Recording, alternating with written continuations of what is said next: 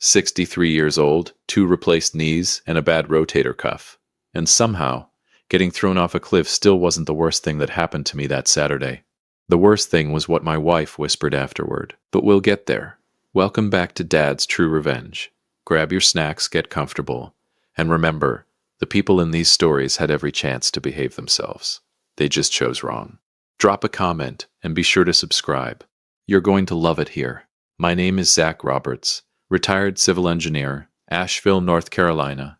35 years calculating load tolerances so other people's structures wouldn't collapse.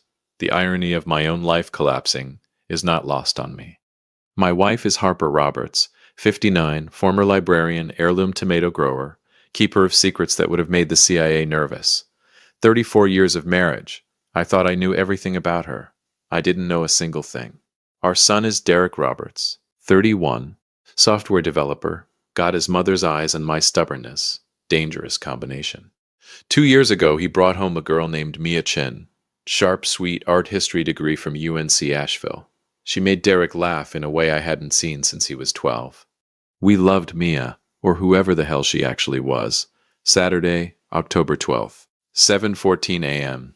The trailhead at Black Balsam Knob in Pisgah National Forest was cold and quiet. I had my North Face fleece, hiking poles, a thermos of black coffee, and absolutely zero premonitions that this would be the last normal morning of my life.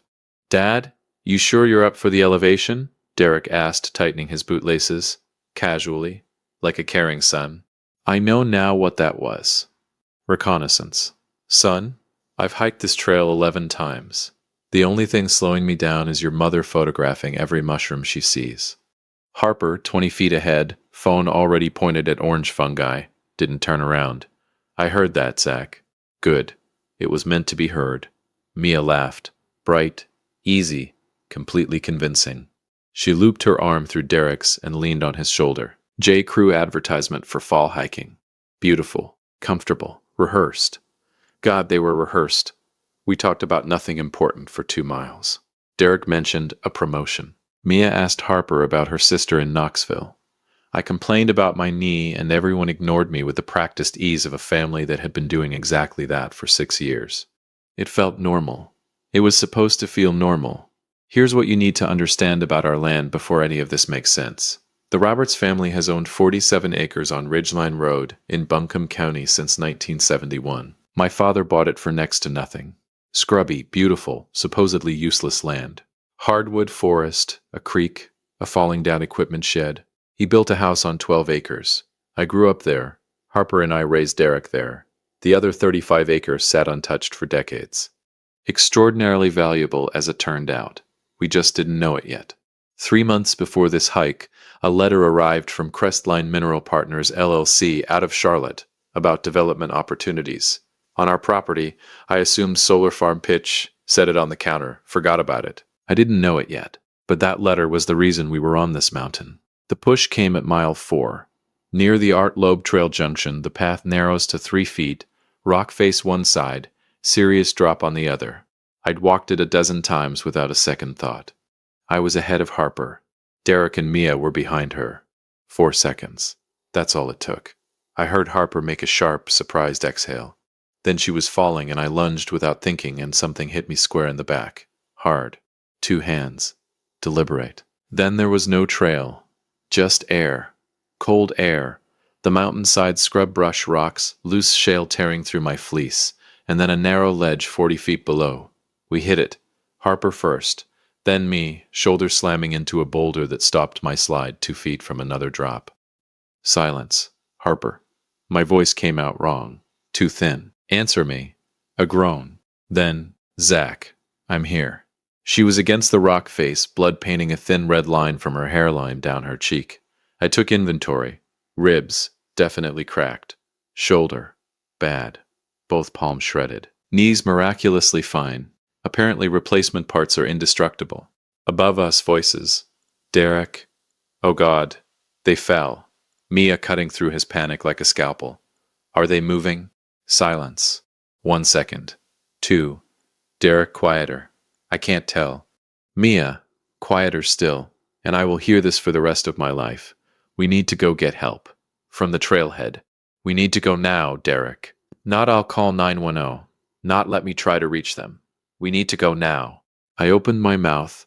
Harper's hand found my arm, grip surprisingly strong for a woman with a head wound. Don't. Barely a whisper. Don't make a sound. Harper, we need... Zach. Her eyes found mine. Clear. Frighteningly clear. Pretend. We're dead. My wife, who cried at insurance commercials, was telling me to play dead after our son pushed us off a cliff. He knew, she said. He walked us to that spot on purpose. Above us, footsteps moving away, getting quieter, gone. I lay there for 60 seconds that felt like 60 years, listening to my heartbeat and the wind in the silence where my son's voice used to be. Then Harper made a sound I'd never heard in 34 years, something between a sob and a laugh, like a person setting down a weight they'd carried so long they'd forgotten it wasn't part of them. There's something I have to tell you, she whispered, about the land, about Mia, about all of it. The girl Derek brought home, she continued. The real Mia Chen. She died, Zach, 8 months ago. Car accident on I-26. I saw the obituary. She paused. 3 weeks later, Derek brought her home for Sunday dinner like nothing had happened. I couldn't speak. The woman in our house is not Mia. I don't know her real name. I don't know who sent her. But I know what they want. She closed her eyes. Because I'm the one who buried it. Buried what? Harper. What did you bury on our land? She looked at me, exhausted, relieved, terrified, a confession waiting 30 years for the right catastrophe. A deed, she said. A letter. Proof that your father didn't actually own that land when he bought it, and proof of who did. Somewhere above us, a woman who wasn't Mia Chen was walking away with my son. I didn't know it yet, but she had already filed paperwork to transfer the land title. We had 72 hours. I looked at my secret-keeping, document-burying, conspiracy-surviving wife, and said the only reasonable thing. You couldn't have mentioned this before the hike. Harper laughed. Winced. I winced watching her. Help me up, she said. We've got a mountain to climb. If you've made it this far, do us one quick favor. Subscribe. A lot of people watch without ever doing it, but it costs you nothing and means everything to us. Thank you, genuinely.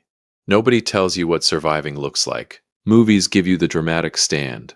Bloodied hero, jaw set, eyes cold. What they don't show is a 63-year-old civil engineer with 2 replaced knees, 3 cracked ribs and shredded palms, trying to stand on a 40-foot ledge without grabbing the one piece of loose shale that sends him the rest of the way down. 11 minutes just to get vertical, I counted. Approximately 9:40 a.m. that day. Harper had pulled herself against the rock face, left ankle swollen, boot straining, right ankle is worse. The gash above her hairline had slowed to a dark seep. Jaw set in that way meant serious pain, pretending otherwise indefinitely. 34 years of marriage. I knew every expression she owned, except the one she'd been wearing for 30 years over a secret that could burn our lives down. Stop looking at me like that, she said. Like what? Like I'm a stranger. Too late for that. Tell me about the deed. Can we focus on the cliff first? Harper, deed. She exhaled, then, your father bought our land in 1971 from a man named Gerald Pratt, old Buncombe County family. Gambling debts. Your father paid $4,200 for 47 acres, recorded at the county clerk's office, legal on paper. 22 acres, the western slope, the creek bed, up toward the ridge, belonged to his sister, Ruth Pratt. She'd inherited them from their mother in 1958. Gerald forged her signature on the transfer. How do you know this? Ruth told me herself. 1994, 71 years old, nursing home in Weaverville. 23 years of trying to get someone to listen. No money, no lawyer, no family left. Harper shifted and winced. She had the original deed and a letter from her mother's estate attorney proving the land was hers. She asked me to keep them safe, said she trusted a librarian. A small, tired smile. I was 31 and thought I was doing a kind thing. And you buried them, and never told me. Ruth died 4 months later. No lawsuit, no heir making a claim. I was pregnant with Derek. I put everything in a waterproof box under the equipment shed floor and told myself I'd figure it out later. Then Crestline sent that letter. Then Derek started asking strange questions about the survey records. Then she came back from Hendersonville with a different haircut. And I realized, I went still. What do you mean, different haircut? The real Mia had a scar below her left ear. Skateboarding accident, she told me at Thanksgiving, laughed about it. Harper touched her own jaw. The woman who came back didn't have it. How long have you known? She looked at me. 7 months. 7 months. You sat at Sunday dinners for 7 months. I was gathering information. Sharp now. Librarian precise. If I'd panicked, they'd have moved faster. I needed to know who sent her. I needed to know how far Derek was in. The wind moved through the trees. Somewhere below, a woodpecker went about its unbothered life. How far is he in? I asked. Harper didn't answer. That was its own kind of answer. Getting her up 40 feet of loose terrain, bad ankle, my cracked ribs, a belt and a length of paracord I will never hike without again, took 47 minutes and a level of profanity that disturbed the local wildlife. At the 20-minute mark, you're favoring your shoulder. Harper, I swear to God, biomechanically speaking. Biomechanically, my wife buried a 30-year land fraud case under our equipment shed and someone hired a con artist to sleep with my son. So maybe let me favor my shoulder in peace. She laughed, winced, kept climbing. I loved her so much in that moment my cracked ribs felt polite by comparison. At the trailhead, Derek's blue Subaru Outback was gone. My truck was there, zip-tied to the door handle, a small manila envelope. Inside, a quitclaim deed transferring the Ridgeline Road property from Zach and Harper Roberts to Northgate Property Holdings LLC. My signature. Harper's signature. We hadn't signed anything. She's good, Harper said. Yeah. The forged signatures were clean, confident, convincing. My stomach turned slowly. She is. I ran the math. 11:20 a.m. County Recorder's Office closed at noon on Saturdays. 40 minutes. I put the truck in reverse. Call Frank Delaney. Frank was our family attorney. 67, semi-retired, sharp as a carpet tack. The kind of man who answered Saturdays because he'd never learned not to. 2 rings. Harper Roberts, haven't heard from you since the Hendersons' 4th of July. Precise. We need an emergency filing blocked at the Buncombe County Recorder's Office. Quitclaim deed on Ridgeline Road, transferring to Northgate Property Holdings LLC. It's forged. We need a list pendants immediately. Pause. We just survived an attempt on our lives, so I need you to be very Frank Delaney about this. Silence. Then, I'll call Judge Patricia Morrow. She owes me a poker debt. Harper, are you safe? Harper looked at me. Dried blood on my hands. Shoulder grinding. Ribs in open revolt. We're functional, she said. Frank reached Judge Morrow at 11:48. Emergency hold on the title at 11:54. 6 minutes to spare. I learned that in the parking lot of Mission Hospital on Biltmore Avenue, watching paramedics wheel Harper in, feeling the adrenaline drain out like water from a bathtub. Everything numb was filing complaints now. Ribs, shoulder, palms, pride. Harper's cracked phone buzzed. Derek, Dad, I've been trying to reach you. We lost you on the trail. Are you and Mom okay? Please call me. We got worried. I thought about him at 7, crying over a bike trick he couldn't land. At 14, falling asleep in a hospital chair, refusing to go home while Harper had her appendix out. 2 years ago in our kitchen. Mom, Dad, this is Mia. I really want you to like her. That nervous, hopeful look no grown man can fully hide from his parents. Then I thought about 2 hands hitting my back. Hard, deliberate, no hesitation. I put the phone in my pocket. Inside, Dr. Chris Adams was telling Harper she had a grade 2 sprain, a hairline fibula fracture, and a mild concussion. She was arguing about the concussion with the focused energy of a woman who had places to be. I sat beside her bed, looked at the ceiling, and made my list. Northgate Property Holdings LLC. Registered agent. Charlotte. The real Mia Chen. Sophisticated operation, which meant money, which meant a trail. The equipment shed. Harper's buried box. We needed it before they did. And Derek, my son, somewhere between villain and victim, and I was going to find out exactly which, whether I was ready or not. Zach. Harper's hand found mine. We're going to be okay. I know. I'm sorry I didn't tell you sooner. I looked at my wife, bandaged, pale, bruised, monitor blinking cheerfully, 34 years of marriage and 30 years of secrets in her eyes. We're going to talk about that, I said, at length. I know. But first we're going to burn Northgate Property Holdings LLC. to the ground. Harper Roberts, retired librarian, concussed, fractured fibula, 7 months of solo counterintelligence under her belt, squeezed my hand. "That's my husband," she said. I didn't know it yet, but the name on the Northgate LLC registration was going to change everything I thought I knew about why my father bought that land in 1971. And it was going to make the cliff feel like a warm-up. If you've been listening for a while and want stories like this to keep coming, it really helps if you hit that like button and subscribe. 97% of people never do, but it's what keeps this whole thing running. So, thank you for real. Revenge is a word soft people dress up in ugly clothes to make it sound worse than it is. I prefer to call it structural correction. 35 years making sure bridges didn't collapse. When they did, you didn't patch the crack and walk away. You found the original failure point, traced it all the way back, and tore out every compromised beam until you hit solid foundation. That's not revenge. That's engineering. Sunday, October 13th, 6:14 a.m. I didn't sleep. Harper slept. Hospital painkillers and a fractured fibula will do that. I sat beside her bed and worked. Her cracked phone. Frank's legal database login forwarded at 1 a.m. without question, because 19 years of attorney-client relationship teaches a man when not to ask why. By 6 a.m. I had 3 pages of notes, 2 cups of terrible hospital coffee, and the name of every person about to regret the last 2 years of their lives.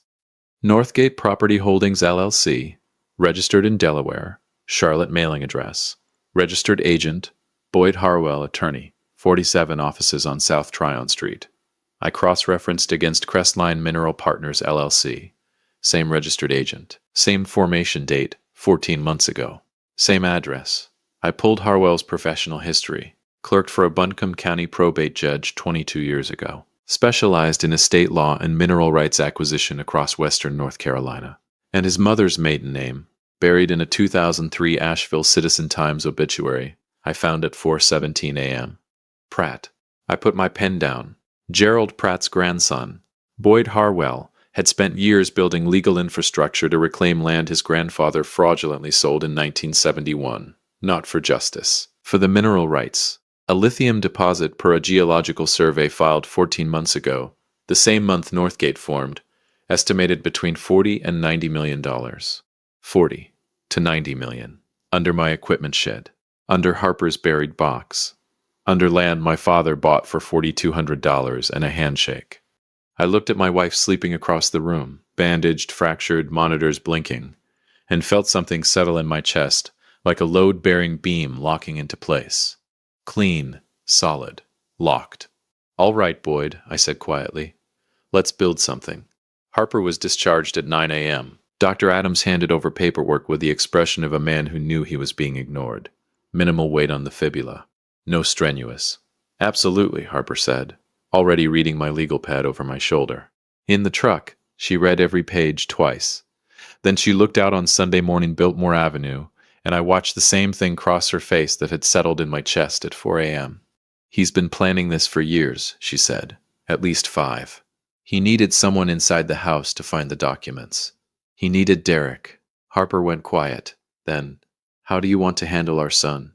"Carefully," I said. And then not carefully at all. The blue Subaru Outback was parked in front of our house on Ridgeline Road. They'd come back. Comfortable. Confidence. They thought we were dead. I didn't knock on my own front door, I just opened it. Derek was in the kitchen, still in yesterday's hiking clothes, coffee mug in hand. He looked up. The color left his face in one clean sheet. "Dad, sit down." He sat. He looked 17 again. Kid who just dented my truck. Except this dent was 40 feet, a forged deed, and a dead girl's identity. "Where is she?" I asked. His eyes moved involuntarily toward the hallway. "Bedroom." "Good." "Derek." Harper's voice from the doorway. Quiet. Even. The librarian voice, somehow worse than shouting. "Did you know she wasn't Mia before or after Hendersonville?" His jaw worked. "Before," he whispered. Harper nodded like she was confirming something she'd already filed. "It came out then, halting at first, then in a rush. Boyd Harwell had contacted Derek 8 months ago, presented himself as an attorney with a title dispute, showed him the geological survey, and showed him the lithium numbers. told him a legal challenge was inevitable, but that cooperation meant the family received a settlement before the title reverted. $2 million. That was the number that my son bought. He said nobody would get hurt, Derek said hollowly. He said it would look like a voluntary sale. You'd never have to know. And when Mia died, his hands tightened around the mug. He said it was a coincidence. I didn't want to believe. But you brought his operative into our home, Harper said. You looked us in the eye every Sunday for 7 months. Derek put his face in his hands. I watched him and felt the two versions I'd been carrying since yesterday, villain and victim, collapse into one complicated, heartbreaking truth.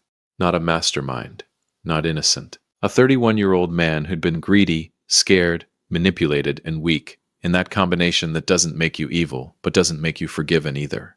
Not today. What's her real name? I asked. Harwell called her Cassie. I don't know her last name. Stay in this kitchen, don't touch your phone. I looked at my son, really looked at him. We're not finished, but right now I have bigger problems. I walked down the hallway without knocking. She was already awake, dressed, boots on, calculating the moment she heard the front door. Fast. I'll give her that. Her face arranged itself into shocked relief the instant I entered. Zach. Oh my God, you're alive. Put the phone down, Cassie. The relief dropped. Clean. Instant. 1 second a mask, the next, nothing. A professional neutral that confirmed everything I needed to know about exactly how dangerous she was. Here's what's happening, I said, leaning on the doorframe, voice conversational, because I had not survived a 40-foot cliff to lose my composure in my own bedroom. Detective Ray Kowalski from the Buncombe County Sheriff's Office is 40 minutes away. He already has the forged deed, the LLC documentation connecting Harwell to Crestline, and a formal assault report from Black Balsam Knob. I tilted my head. Harwell's Charlotte office was served with an emergency injunction at 7 a.m. this morning. The state bar received a formal complaint at 6:30. Her jaw tightened, barely, but I saw it. The real Mia Chen died on I-26 8 months ago. The accident report says single vehicle. Clean. I paused. Except traffic camera footage on that stretch is retained for 12 months. We're at 8. Kowalski requested the review at 8:15 this morning. She stood up. I want a lawyer. Smartest thing you've said in 2 years. I stepped aside. Kitchen. Sit next to the man whose family you helped try to murder. Wait for Kowalski. Boyd Harwell was arrested Monday afternoon. Conspiracy to commit fraud, forgery, filing false instruments, and when the NCHP traffic review came back showing a second vehicle's paint transfer on Mia Chen's car, conspiracy in a vehicular homicide investigation. The lithium deposit was worth closer to $80 million. Frank spent 4 months assembling the case from Harper's buried documents. Ruth Pratt's original deed. Gerald Pratt's forged signature. 30 years of careful custodianship by a librarian who trusted that the truth was patient. The mineral rights belonged to Ruth's estate. Ruth died without heirs. Frank found a mechanism, novel enough to end up in a law journal, by which the Roberts family, as documented custodians who'd brought the fraud to light, received formal compensation. I won't tell you the exact number. It had 8 figures. Harper cried when Frank told us. I didn't cry. I sat at the kitchen window looking at the equipment shed and thought about a 71-year-old woman in a Weaverville nursing home who'd handed a waterproof box to a 31-year-old librarian because she'd run out of anyone else to trust. I thought about how justice has these long, slow mechanisms that grind so quietly you forget they're moving. And then they arrive. Cassie, real name Lauren Voss, former paralegal from Greensboro, fraud conviction 2019. Exactly the kind of background Harwell found useful. Took a plea deal in February. 18 months. Testified against Harwell for the reduction. Harwell went to trial. I testified 4 hours. Wore the same suit from Derek's college graduation, the only one that still fit. And I wanted to look exactly like what I was, a 63-year-old retired engineer from Asheville who got pushed off a mountain and was profoundly displeased about it. Jury took 6 hours. Guilty on all counts. I watched Harwell's face when the verdict came. Stunned. The expression of a man who'd built an elaborate structure and couldn't understand why it collapsed. As a structural engineer, I could have told him, you didn't account for the load-bearing points. You moved against the foundation. The foundation held. Derek cooperated fully. Testified against Harwell, sat at our kitchen table one November Tuesday, and said everything that needed saying, while Harper and I said everything back. None of it easy, none of it short. Most of it stays private. It belongs to us. No prison, cooperating witness, deferred prosecution, 2 years probation, community service, mandatory counseling he needed long before any of this happened. He moved to a smaller place in West Asheville, goes to counseling, actually goes, calls on Sundays. Sometimes I answer first ring. Sometimes it takes a few more. Harper answers every time. She's a better person than I am. Always was. I just didn't know the full depth of it until I watched her climb 40 feet of loose mountainside on a fractured fibula, with the calm of someone finally setting down a weight they'd carried for 30 years. We demolished the equipment shed in January, under the concrete floor, perfectly preserved in a waterproof metal box that had held for 3 decades, were 2 documents. A deed, a letter, Ruth Pratt's handwriting, careful and deliberate, ink yellowed at the edges but every word intact. Harper held the letter a long time before handing it to Frank. "What does it say?" I asked. "She says she hopes whoever finds it does the right thing. She says she's tired of fighting and trusts that the truth is patient." Harper folded it carefully. "She says she believes in librarians." I looked at my wife, 4 months from the cliff, walking without a crutch, heirloom tomato catalogs already stacking up for spring, 3 books going simultaneously like nothing had interrupted her, and thought about structural integrity, about what holds, about what you find out about a person when the mountain falls away. "Ruth had good instincts," I said. Harper handed the letter to Frank. "She really did. We hike Black Balsam Knob every October, just the 2 of us now. My poles, her north face, the thermos of black coffee, same trail, same 4 miles. We stand at the narrow section near the Artlobe Junction, where the path drops away, and we look at the view without saying anything about it. We don't need to. The mountain is still there. So are we. That's the only revenge that lasts. Not the verdict, not the 8-figure settlement that made Boyd Harwell's years of scheming the most expensive mistake in Buncombe County history. It's the October morning. The cold in your collar. The coffee is still warm at mile 4. It's being the thing that didn't fall. If you like this story, join our community by hitting that like button and subscribing for more real, raw, and family-centered stories. And as always, thank you for being part of this sphere.